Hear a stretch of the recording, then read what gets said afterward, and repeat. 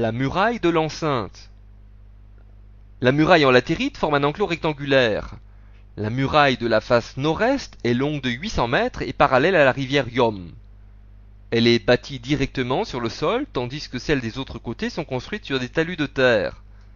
Le mur est moins élevé que sur les autres côtés parce qu'en 1847, le roi Rama III fit transporter des blocs de latérite de la muraille de cet endroit pour faire construire la base de Loa Prasat dans le temple de Ratchanada à Bangkok.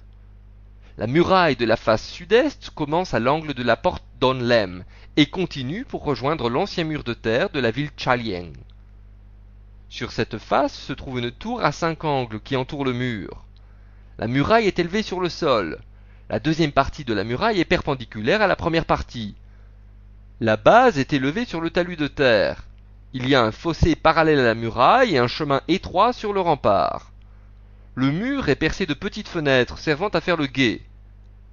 La muraille de cette face a 2 portes.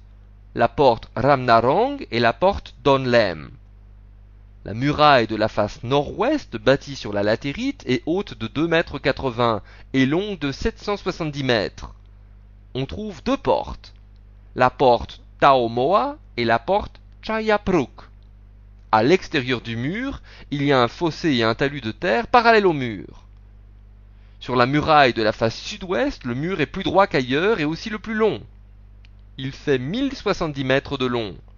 3 portes s'ouvrent sur cette face. La porte Sapanjant, la porte Chanasankram et une nouvellement découverte.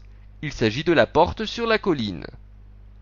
Le résultat des sondages montre que la construction du mur s'est faite sur des assises de latérite reposant sur un talus de terre dont la hauteur est de 2,80 m, sauf sur la face sud-est où le mur est construit au niveau du sol.